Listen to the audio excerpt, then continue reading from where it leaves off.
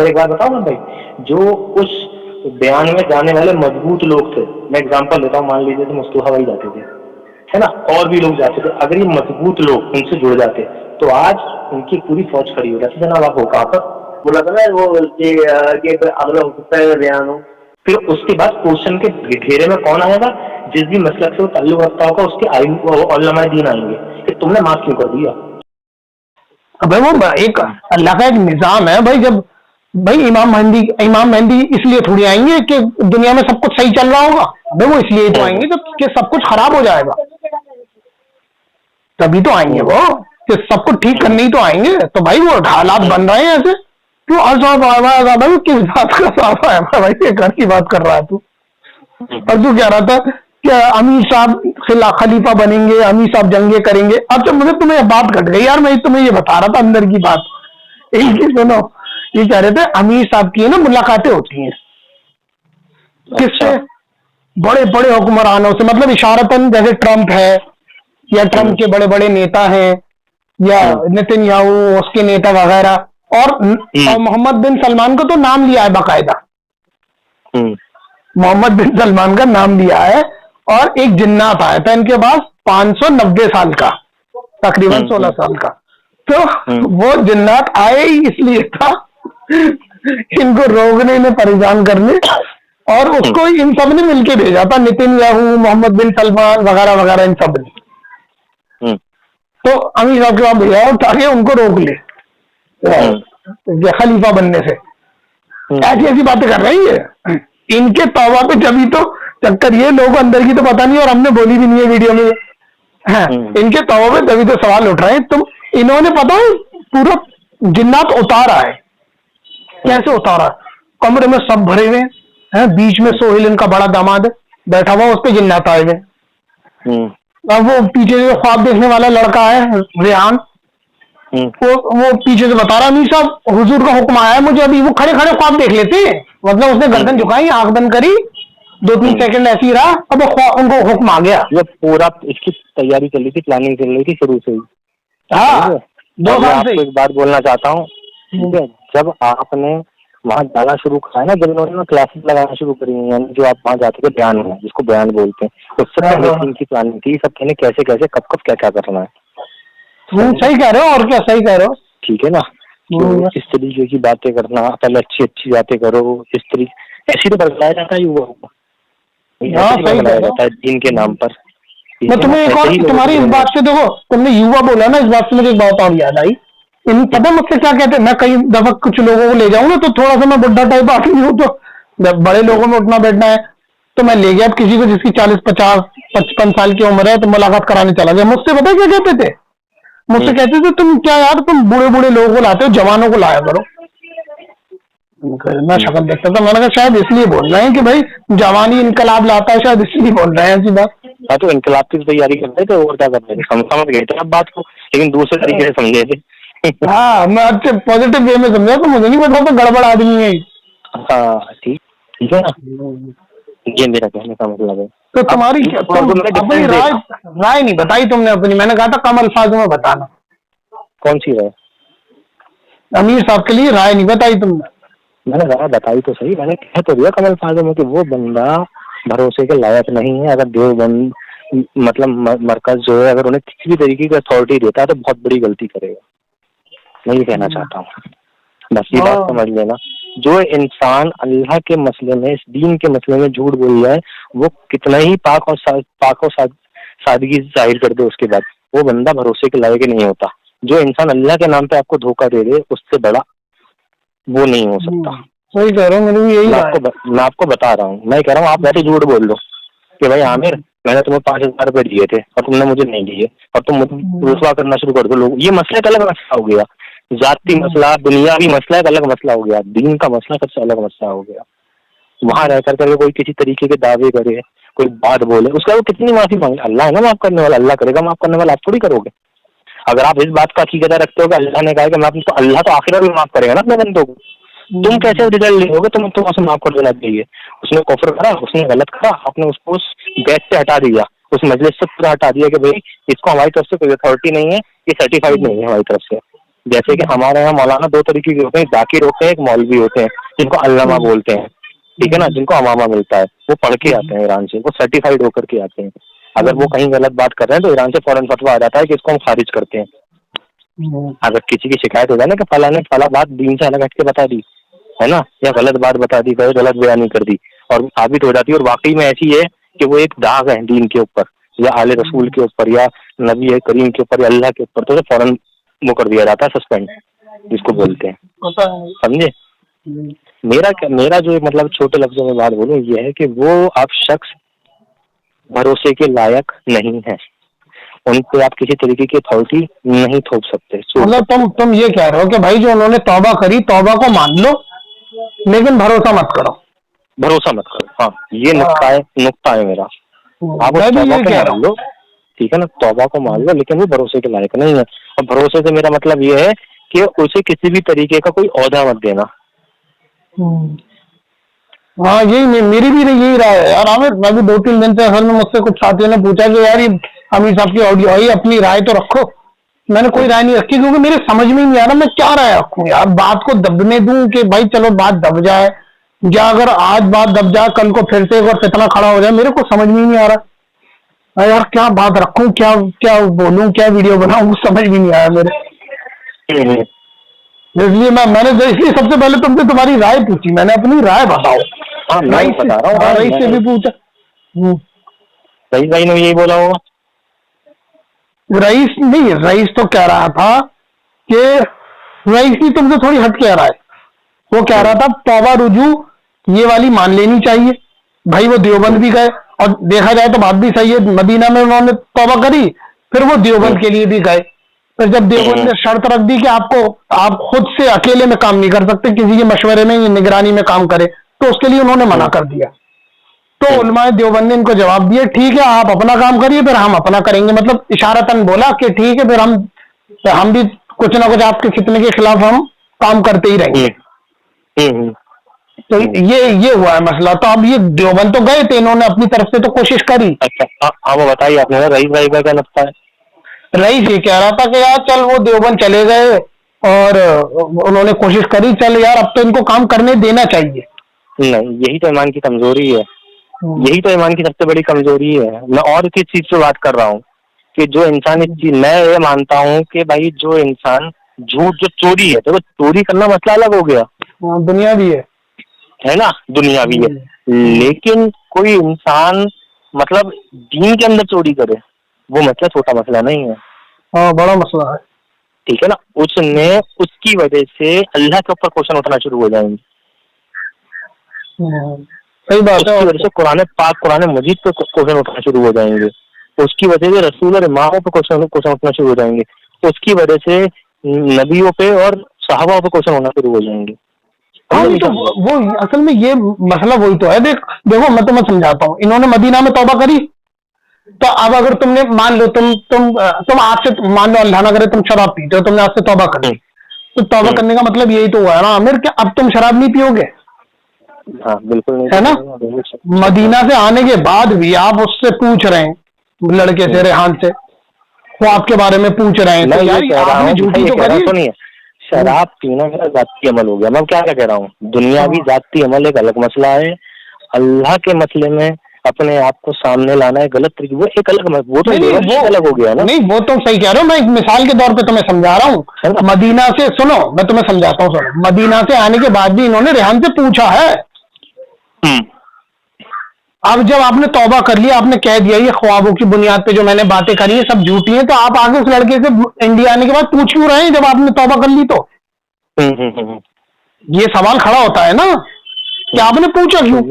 कि जो ये बात करे, मतलब मैं ये कहना चाह रहा हूँ कि जो इंसान अल्लाह की शख्सियत पर, यानी माना मैंने अल्लाह की शख्सियत पर सवाल नहीं उठाया, लेकिन अल्लाह के एक निजाम पे तो सवाल उठाया उन्होंने। वो निजाम जो अल्लाह ने पाक लोगों के लिए तो बनाया है। भाई हमारे लिए अल्लाह का निजाम अलग है, जिन्हों के लिए अलग है, मलक के लिए अलग है, फरिश्तों के लिए अलग है, ठीक है। अल्लाह ने तो पाक हस्तियों के लिए निजाम बनाया, जिनके लिए दुनिया खल्क करी, जिनकी वजह से दुनिया खल्क करी। और आज हमें जो बख्शा जा रहा है उनकी वजह से बख्शा जा रहा है, हमारे 100 गुनाहों को बख्शा जा रहा है। वरना अल्लाह चाहे हमारी गलती को हमें यूं फना कर दे, मिटा दे, लेकिन उसने क्यों हमें बख्श रखा है? क्योंकि क्योंकि उनके चाहने वाले जो थे, जिनको उन्होंने अपना महबूब जगराया, उनकी वजह से, उनके जरिए हमें बख्शा हुआ है। तुम्हारी वजह से मैं कयामत के दिन बख्शा हुआ है, तुम्हारी वजह से। ठीक है। हाँ, उसी चीज पे तो सवाल उठाया ना। इनका दावा असल में ये था कि इमाम मेहंदी के आने से पहले एक सल्तनत बनेगी, सल्तनत रशीदिया, जिसके खलीफा होंगे, जिनके खलीफा होंगे अब्दुल रशीद साहब। फिर जब इमाम मेहंदी आ जाएंगे तो फिर ये इमाम मेहंदी से कहेंगे, हजरत मैंने सारा काम कर दिया, ये लिए, अब यहाँ से खिलाफत आप संभालिए। अबे तो जब सब तुमने कर दिया है तो इमाम मेहंदी आके करेंगे क्या, अब ये बताओ तुम। मतलब मैं ये कह रहा हूँ, देखो बात वही है कि उन्होंने सिर्फ, मेरा नुक्ता नजर ये है कि वो बंदे को आपने माफ कर दिया, ठीक है, उसने माफी मांग ली, उसने दुनिया के साथ बेटे रहने दो, उसने माफी मांग ली, वो आपने एक्सेप्ट कर ली। एक्सेप्ट करने का मतलब ये नहीं कि आप फिर उसे वापस परमिशन दे दें। वो कोई ऐसा नहीं कि कोई इंसान घूस लेके पकड़ा गया, पहले आपने उसे सस्पेंड कर दिया, बाद में सारी चीजें बहाल हो गई, आपने उसे फिर ड्यूटी से दी। ये वो ड्यूटी कोई सरकारी नौकरी नहीं, या कोई प्राइवेट सेक्टर की नौकरी नहीं है। कुछ टाइम बाद आपने उसे बहाल कर दिया, यानी रीइंस्टेट कर दिया। समझे? अल्लाह का एक काम था जिसमें वो उतरे थे, उन्होंने गड़बड़ी करी, वहां उन्हें वापस पोजीशन मिल नहीं सकती किसी भी तरीके की। सही कह रहे हैं, सही मतलब ये मेरा नुक्ता नजर है। ठीक है, आप वैसे झूठ बोल लो, वैसे कोई बात बोल लो, वो गलत मसला है। आप बयानबाजी कर रहे हो कि भाई औरत को ऐसे रखो, औरत को वैसे रखो, आप अपनी दलील रख रहे हो, वो एक अलग मसला है। अगर आप अपने झूठ भी बोल रहे हो, लेकिन आप ये दावा कर दो कि मैं नबी हूँ, या मैं रसूल हूँ, या मैं सहाबा हूँ, ये मसला अलग है। आप यहाँ झूठ बोल जाते हो कि भाई नबी के हमें ऐसा करना चाहिए, है ना, वो झूठी साबित हो जाती है। चलो वो भी आपने लोगों को बरगल, लेकिन आपने अपने आप होने का दावा कर दिया या किसी को होने का दावा कर दिया, वो तो स्टेटस ही अलग हो गया ना भाई, वो तो मुद्दा ही अलग हो गया। मुद्दा ही अलग हो गया। और फिर सबसे पहली बात यह है कि भाई सारे मसालिक हों, इस बात पे तो सब एग्री करते हैं ना कि इमाम मेहंदी को लेके जो हदीस वगैरह आई हैं, उनकी जो तुम क्या पेश कर रहे हो अपने आपको इतनी बड़ी हस्ती, तो तुम्हारा किसी हदीस में जिक्र क्यों नहीं है भाई? किसी बड़े आलिम या इमाम किसी ने तुम्हारा जिक्र क्यों नहीं किया? बिल्कुल ठीक है ना, वो तो खैर देखो, ये तो बहुत एक पेचीदा बहस की बात, मतलब कुल मिला के वो बंदा ट्रस्टेबल नहीं है। रवि भाई को भी समझाना, अपने अकीदे को मजबूत रख के, जो इंसान अपने आप को कोई दावा करे अपने लिए, तो वो बंदा लाख माफी मांग ले, ठीक है, मतलब हकदार है, हाँ, लेकिन वो उस पोजीशन का हकदार नहीं है, भरोसे के लायक नहीं है। उसके अकायद पे चाहे उसके बाद कितनी अच्छी बातें करने लगे, फिर वो उसके लायक नहीं है। वो सही बात है, मेरी भी यही राय है। नहीं, कुछ कहने की जरूरत है नहीं भाई, वो बंदा ट्रस्टेबल नहीं है किसी भी मतलब से हो, कहीं से भी है।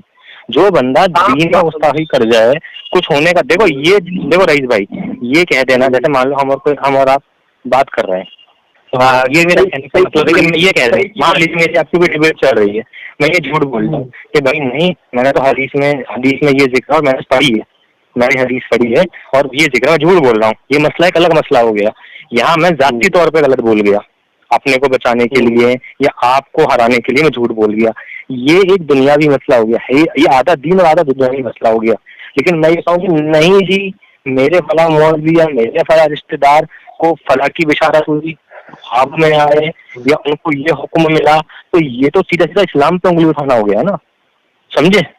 अपने आप को इस्लाम का मुत्तकी वो बताना होगा, मतलब कह रहा हूँ वो रहनुमा बताना होगा कि मैं जिम्मेदार हूँ हर एक चीज का, मुझ पे अल्लाह ने सारी चीजें छोड़ दी हैं।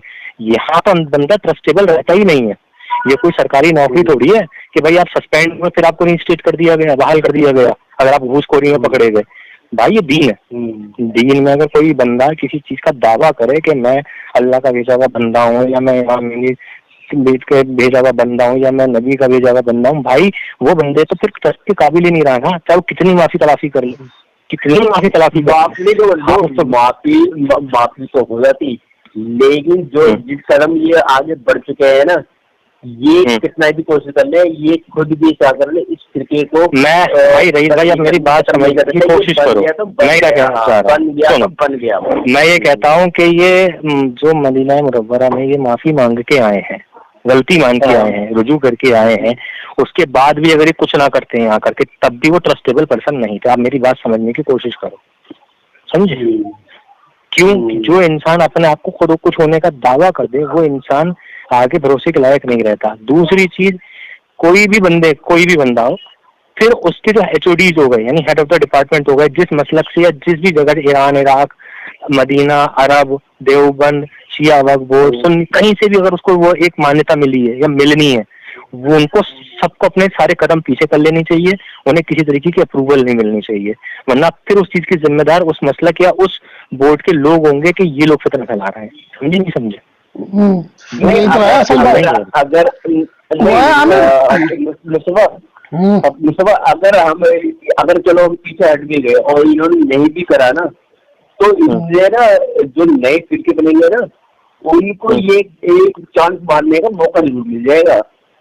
मेरे भाई आप जो बात सोचते हो वो बात मैं भी सोच चुका हूँ। अच्छा एक बात बताओ, ठीक है, मैं कहता हूँ आपने माफ कर दिया, सुनो, तो आपने माफ कर दिया, ठीक है, क्या अगर मुझे क्वेश्चन उठाना है, अगर मैं यूथ हूँ, आज की जनरेशन हूँ, तो भैया अगर इतनी बड़ी गलती करी थी तो माफ क्यों करा भाई? क्यों करा उन्होंने माफ? अब बताओ आप क्या जवाब दोगे इस बात का? भाई कितना बढ़ेगा नहीं बढ़ेगा वो अल्लाह जाने, ठीक है। उस आप क्या सोच रहे हो कि अगर आप इनको हल्की फुल्की अप्रूवल देकर के चीजें छोड़ दोगे तो नया मसला ये तो होगा। जो इंसान भटक गया वो भटक गया, उसने जिस प्लानिंग के साथ कोशिश करी थी उसकी प्लानिंग ने वो काम नहीं करा। अगर एक बार बताओ ना भाई, जो उस बयान में जाने वाले मजबूत लोग थे, मैं एग्जांपल लेता हूँ, मान लीजिए तो मुस्तफा भाई जाते थे, है ना, और भी लोग जाते थे, अगर ये मजबूत लोग उनसे जुड़ जाते तो आज उनकी पूरी फौज खड़ी हो जाती। जनाब आप हो कहाँ पर, समझे? और आप अगर इस इदारे से कह रहे हो कि नई चीजों को थोड़ा सा अप्रूव कर देना चाहिए कि कोई नया मसला, वो तो आप नहीं रोक सकते। वो तो अगर आप ये बात करो तो आप और क्वेश्चनेबल हो जाओगे और सवाल के घेरे में आ जाओगे कि अगर उन्होंने इतनी बड़ी गलती कर, जो मैं क्वेश्चन कर रहा हूँ, जो इंसान वैसे झूठ बोल दे कि भाई हदीस में फला जगह मैंने ये पढ़ा है, ये इतना बड़ा मसला नहीं है गलत, ये भी बिल्कुल सरासर ये मतलब, लेकिन ये दावा कर दे कि जी मुझे ये बिशारत हुई, यानी मेरे ख्वाब में ये आए, या मुझे फला जगह मुझे ऐसा दिखा कि जिन्नात आए या कोई नबी आए, कोई, ये मसला ही बिल्कुल नेक्स्ट, ये आखिरी लेवल का मसला हो गया मेरे भाई। यहाँ इस जगह पे आकर के आप किसी बंदे को माफ कर रहे हो तो बाकी के लोग ये कहेंगे कि तुमने माफी क्यों किया? वो माफी बनती कहाँ थी तुम्हारी? और माफी मांगनी तो अल्लाह से मांगे, माफी मांगे तो अल्लाह की मांगे, अल्लाह से मांगे माफी। और दूसरी अगर कोई ये दलील दे कि भाई अल्लाह माफ, हाँ अल्लाह है, अल्लाह पूरी कायनात पे काबिज है, वो माफ करेंगे आखिरत के दिन। हम कौन होते हैं फैसला करने? हाँ अगर हमें कहीं सही गलत दिख रहा है तो हम उधर से अपने कदम खींच सकते हैं, और हमारे माफ ना करने का सिर्फ एक फायदा ये होगा कि कम से कम लोग उस बंदे को एक्सेप्ट करेंगे। और अगर हमने माफ कर दिया तो जो रेशियो 10% हो रहा था 25% 50% भी हो सकता है। फिर उसके बाद क्वेश्चन के घेरे में कौन आएगा? जिस भी मसलक से वो ताल्लुक रखता होगा उसके उलमाए दीन आएंगे कि तुमने माफ क्यों कर दिया। मेन पॉइंट यही तो है, उलमा को पकड़ा जाएगा, उलमाए देवबंद को पकड़ा जाएगा भाई। आप नहीं माफ कर सकते, ठीक है। जैसे आपने सुना होगा कि भाई फला बंदा था कि उसने चोरी करी, बोले अच्छा, बोले यार वो पहले भी कर चुका था, तो यार तुम तो बेवकूफ है, तुम्हें पता था एक बंदा पहले से चोर था, तुमने अपने घर में घुसाया। नहीं यार अब तो 10 साल हो गए थे, उसने कोई हरकत नहीं करी थी, अल्लाह वाला हो गया था, ये हो गया था, कर दी ना चोरी उसने, तो तुम्हें क्या कहा जाएगा कि भाई तुम बेवकूफ हो, तुम्हें पता था कि इंसान 10 साल पहले भी चोरी कर चुका है और अब उसी बंदे ने चोरी साबित हो गई कि करी है, तो फिर कितना क्वेश्चन उठेगा तुम्हारे ऊपर? लोग उस तरह तुम्हें बुरा बोलेंगे नहीं बोलेंगे? बताओ आप मुझे, सवाल जवाब दो इस बात का। अल्लाह तो सवाल करेगा ही, क्योंकि वो मेरा कहने का मतलब है। देखो मेरी मुस्तफा ने एक बात कही थी कि अल्लाह तो सीधा सवाल कर देगा हमसे कि भाई मैंने तो तुम्हें दिखला दिया था कि ये बंदा कैसा है, फिर भी तुम इसके पीछे चलते रहे। और रही बात की रुजू की, भाई रुजू का मामला तो मेरा है, मैं तुम्हें कैसे तुम साथ जो दोबारा जुड़े वो किस बिना पर बोले कि रुजू कर ली थी? भाई रुजू करी थी, मैंने उसको दिखलाया था, और तुम लोगों को रोकने के लिए हमने उलमाओं को और तुम्हारे दोस्तों को सामने करिया था कि बस वापस नहीं जाना इसके पास। तो अल्लाह तो सीधा सवाल करते रहे, जब मैंने सब कुछ दिखला दिया दुनिया नहीं, तो फिर तुम इसको जोड़ रहे हो दोबारा जाके। और मानता है उलमाओं के पीछे नहीं बैठता, लेकिन जिगरी दोस्त तो है, उसको तो भरोसा है, फिर उसके कहने से भी क्यों नहीं हटा? सवाल तो ये उड़ जाएगा ना। यही है कि भाई हमें तो चलो एक बात हम ये मान लेते हैं कि अमीर साहब बदल गए, सब कुछ ठीक है, लेकिन भाई अभी जो रेहान है वो है महज 17 साल का, और आज से 10 साल बाद जब अल्लाह ना करे तो इंतकाल तो उसमें हर किसी का ही होना है। अमीर साहब 10 साल बाद लुढ़क गए, ये रेहान हो गया 27 साल का, और रेहान ने अपनी छवि ऐसी बना दी क्योंकि वो माहिर है जेट को बनाने में, उसको मौका मिलेगा ना वो दोबारा से लोगों के बीच में छा जाएगा और यही पकड़ लेगा। और फिर अपने हिसाब से दुकान पैदा करेगा। तो मैं भी तो भाई यही बात कह रहा हूँ, चाहे वो अमीर हो या और पैरोकारों में कोई भी हो। हाँ और हो सकता है हाँ रेहान की जगह हो सकता है कि इतनी बड़ा खतरनाक आदमी आ जाए। सुनो मैं क्या कह रहा हूँ, मेरा भी पॉइंट यही है कि चाहे वो हो चाहे एसआईजेड कोई भी हो, अगर आप उस लॉबी को मतलब मेन एचओडी को अगर आप माफ कर देंगे और उसे एक्सेप्ट कर लेंगे, ठीक है ना, कि भाई ठीक है आज के बाद ये नहीं करेंगे खाना दूंगा, आप गारंटी जैसे होता है ना लोन लेने जाने गारंटी फॉर्म होता है, भाई मैं वैसे तो भरोसा नहीं करता भाई ठीक है भाई मुस्तफा भाई पैसा दे देंगे, लेकिन जब साइन करने की बात आएगी तो मुस्तफा भाई पैसा नहीं देंगे तो मेरा गिराव होगा। एक बार ये तो है ना कि अगर चलो भाई हमने इनको मौका दे दिया, ठीक है, लेकिन जो इनके जो बाद आएंगे ना वो चलो अब ये है कि सवाल की आप पहुंच गए हाँ कि इतने साल से हम अमीर साहब को जानते हैं, हम ये करते हैं वो करते हैं, अमीर साहब की बात ऐसी होती है वैसी होती है। हाँ एक गलत बात कही थी हमने उनको वो मौका नहीं दिया, लेकिन उन्होंने रुजू करी, हम दोबारा आ गए, तो वो बात इतनी शानदार करते थे। नहीं ठीक है, लेकिन जो इनकी बात जो आएंगे ना हमारे पास जवाब अमीर साहब से दोबारा जुड़ने का, लेकिन अमीर साहब के बाद जो जुड़ेंगे है ना वो हो सकता है कि वो रेहान हो या रेहान से ज्यादा खतरनाक आदमी हो, वो फिरका बना दे कभी पूरा। अभी तो मैंने देख लिया है कि मैंने तो अभी 2000 तैयार करे थे भाई जो आप बात सोच रहे हो वही जहन में मेरे भी बात है। जब मैंने ये देखा कि अलग कर दिया, अगर ये पॉइंट मेरे दिमाग में भी था कि कहीं ना कहीं ये फिरका भी नया बन सकता है, ठीक है ना। अब हमारा डिस्कशन चल रहा, सुनो अब इसमें लोग कम जुड़े या ज्यादा जुड़े, देखो आप अगर माफ कर देते हो, देखो फिरका तो बनना तो बन गया। मेरा कहने का मतलब ये है कि अगर आपने उन्हें माफ कर दिया अपनी बड़ी गलती के ऊपर, तो आगे की गलतियों के जिम्मेदार आप ही लोग होंगे। आप लोग मतलब वो लोग जो दीन ठीक है ना, जानते हुए भी सुनो मैं कह है ना, हाँ एग्जैक्टली। और अगर आप माफ नहीं करते हो, किसी तरीके की अथॉरिटी परमिशन या ओहदा नहीं देते हो, आप कहते हो भाई आप अपना देखो, हम आपके खिलाफ हैं, आपने काम करी, माफ हमने कर दिया पर हम किसी भी तरीके की दीन की अथॉरिटी आपको नहीं देते, हम आपको सर्टिफाई नहीं करते, ठीक है ना। उसके बाद वो कुछ भी करते हैं, फिर करके दोनों सूरतों में बनेगा, आप अप्रूवल दोगे तो भी, नहीं दोगे तो भी, ठीक है ना। वो तो बस चीज से आप पीछे सुने। अब आप ये कि इससे तादाद पे इजाफा कम ज्यादा हो सकता है, पहली चीज। दूसरी चीज ये तो मैंने आपको इससे बड़ी दलील मैं नहीं दे सकता कि आपको पता था कि एक बंदा चोर है, वो पहले भी चोरी कर चुका है, बाद में कितना ही अल्लाह वाला बन गया, कुछ हो गया। जब एक इंसान एक काम कर चुका है तो आप दोबारा वही इंसान 13 साल में चोरी करता है आपके घर में, तो उस चोर को तो बुरा कहा ही जाएगा, उससे तो बुरा आपको कहा जाएगा कि रईस साहब आपको जब पता था कि इसने 10 साल पहले भी आपके घर में या आपके पड़ोसी के घर में, आपके स्तर में घर में चोरी करी थी, तो आपको खुले में सोना रखना ही नहीं था या खुले में पैसा रखना ही नहीं था। समझे नहीं समझे बात को आप? सुना भी होगा आपने कि भाई गलती तुम्हारी, तुमने उसे मौका क्यों दिया, अगर वो पहले से चोर था या फलाना था, ठीक है। तो आप क्या सोचते हो कि आगे क्या इस दलील को इस जगह नहीं लाया जाएगा? फिर आपको पता था एक बंदे ने अपना इतना बड़ा होने का दावा कर दिया, आपने तो माफ क्यों, आपने उसे फिर से अथॉरिटीज क्यों दे दी? समझे नहीं समझे? और दूसरी चीज, जिनके पैरों में पैरोकार यानी जिनके फॉलोवर्स ये मानते हो कि उनकी आजमाइश चल रही है, तो कहीं ना कहीं आप उनके हौसले को और बुलंद कर दोगे उन्हें माफी दे करके कि भाई अच्छा, यानी हो सकता है वो दो बातें अलग झूठ बोले, भाई जो 5 और एक चीज और भी तो मैंने बोला था ना वो कि अगला हो सकता है रेहान हो। मैं कहता हूँ कि रेहान वो तो लॉबी हो गई, तो लॉबी कहलाएगी। नहीं रेहान है ना, रेहान तो है ही खतरनाक, वो तो मैं उसको भी वो 100% है, 17 साल की उम्र में जो कर गया ना वो 30-35 साल की उम्र में बहुत माहिर तरीके से करेगा।